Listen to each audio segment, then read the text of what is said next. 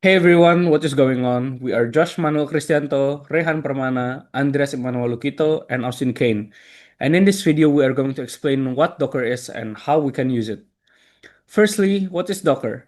Docker is mainly a software development platform and a kind of virtualization technology that makes it easy for us to develop and deploy apps inside of neatly packaged virtual containerized environments, meaning apps run the same no matter where they are or what machine they are running on. Docker containers can be deployed to just about any machine without any compatibility issues, so your software stays system agnostic, making software simpler to use, less work to develop, and easy to maintain and deploy.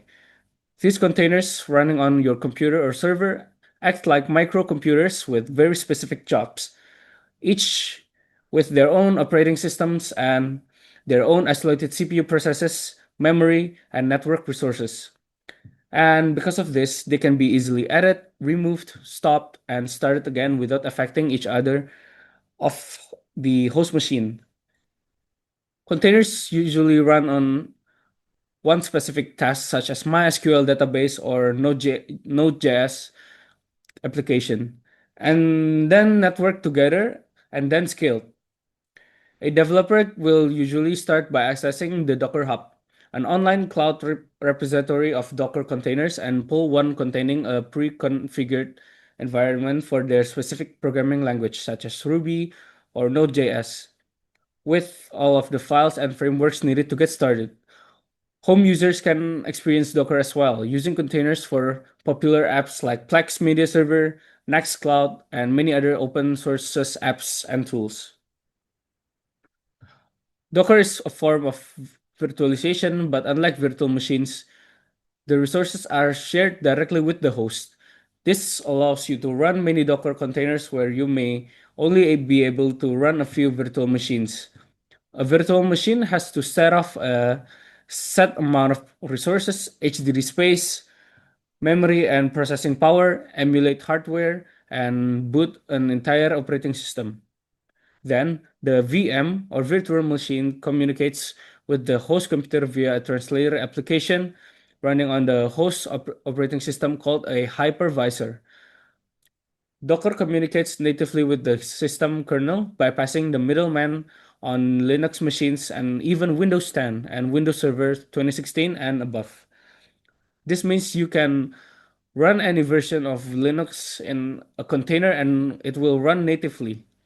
Not only that, Docker uses less disk space too, as it is able to reuse files efficiently by using a layered file system. If you have multiple Docker images using the same base image, for instance, Docker will only keep one single copy of the files needed and share them with each container. Hello everyone, now I'm going to demonstrate on how to install Docker in your Linux system. So, for starters, my Linux system is Linux Mint XFCE 22, which can be seen here. Linux 22, Mint 22 I mean. First of all, we install the dependencies, which is given here. We will install apt transport, https, CA certificates, and curl and gnupg. After it's installed, first, we will add a GNU key so that it is a cryptographic tool to secure and verify software packages. HTTPS wait PS. Next, we will add a Docker stable repository where using this section of code comments, there we go. After this is done, we need to update install the Docker engine. So we write sudo this command install docker ce, docker ce cli, container io, docker build plugin, and compose plugin. After that is done, we need to update the package index, sudo apt update. Okay, after that is done, we can download the docker file, which is here. First, we go to docker docs and we choose the Linux package over here. Since I already downloaded it, I will skip this step. So, to install it, we navigate to our directory where the file is downloaded. For me it's downloads. Then we type sudo apt install the let me check first. ls. Yeah, the file is here. I'll copy that. Sudo apt install the file name.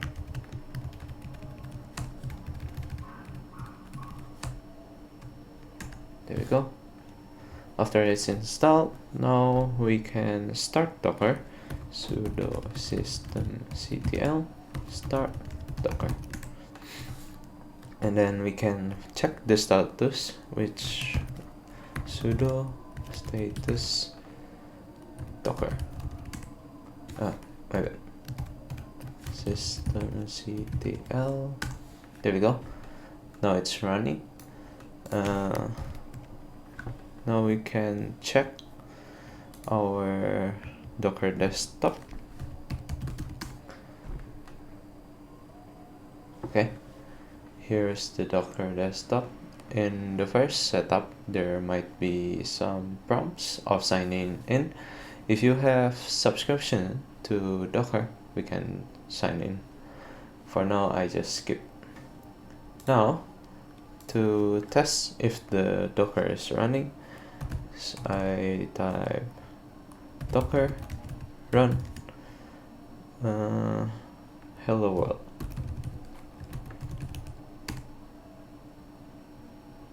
Oh, there we go. This is hello world from Docker. This means that the Docker is successfully installed and it is running properly. And to stop Docker, we can write sudo systemctl stop Docker.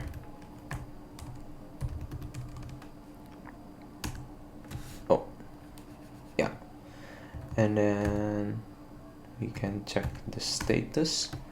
Now it is inactive. Okay, that's it for this sections. Thank you for watching. Okay, hi, my name is Austin and I'm going to teach you how to run a Docker image. So to do that, there are two options that we can do. First, we can run it by using a Docker desktop, and we can do it by using our terminal. Now, today we are going to learn how to do it by using our terminal. So how will we do it? First, we need to search which image do we want to use. When we use the Docker desktop, we can just search it right here, but when we are using our terminal, we can search by using the Docker Hub website from the Google, which is the link is to hubdocker.com. Now we can search which one do we want to use. Today I want to use the Ubuntu image. So how to do that? We can use docker pull Ubuntu. That's a typo. Yeah, it will be denied.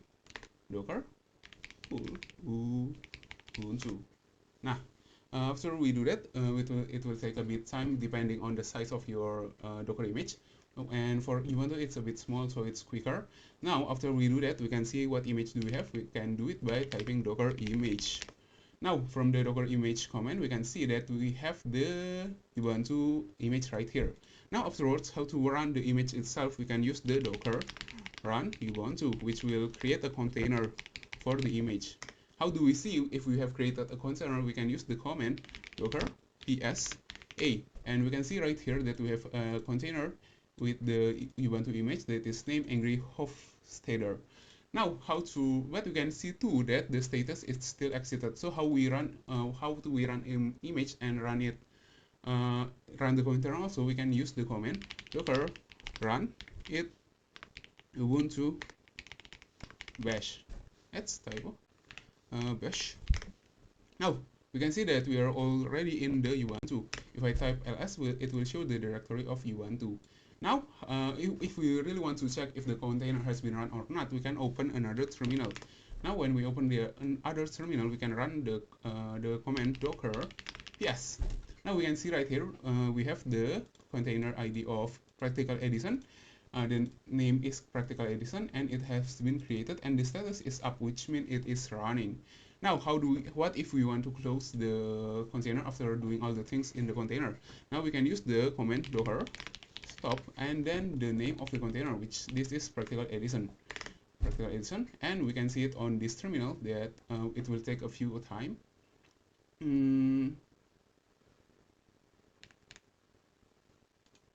Now we can see that it has been stopped. And after, if we stop it, if at one time we want to delete our image, we can use also the command docker rm. Now before that, we want to see what containers we have. Docker ls docker ps all. Now we have several ubuntu containers. Therefore, if we want to delete it, we can use the docker rm and then the container name, which we can copy and paste right here. Copy and then paste. And if we docker ps all, we can see that the image of Practical Edition is no longer here. Now, if we want to delete the image itself, we can use another command too, which is the docker rmi. However, if we want to delete the image, we need to delete all of the containers using that image. Therefore, since I still have some containers using ubuntu, I cannot just do docker rmi ubuntu. However, I need to delete all of it first, but if I have deleted all of the containers, I can use this command to do so. Now, we have learned how to use a Docker image from a pre-created image, which we take from Docker Hub. What if we want to create our own Docker image? We will learn it after this, which Rayhan will teach you. Bye-bye.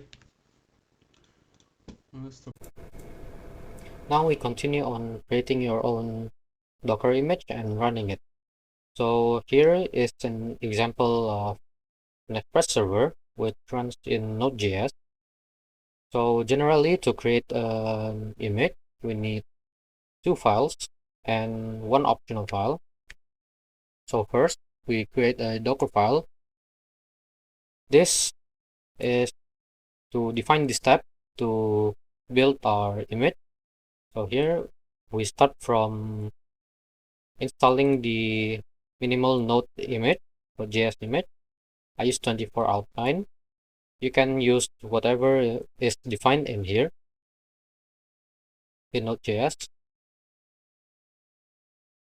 Now for the working directory, because our app is safe in this directory, the app directory, we move to this directory and then copy the package.json to the root directory.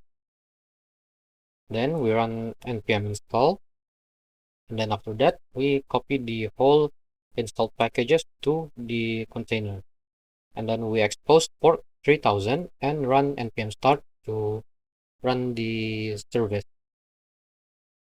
And then to expose this container port to the host machine, we generally need a Docker Compose file, and in here it's just as simple as mapping the port in the container to the port in the host. And then for the optional file, here is the docker ignore. This is used to reduce the file size of the image by terminating node modules here, which is generally in the half a gigabyte size. Without it, we can reduce it to like a megabyte or few kilobytes. And then to build it, We go to the terminal and run this command.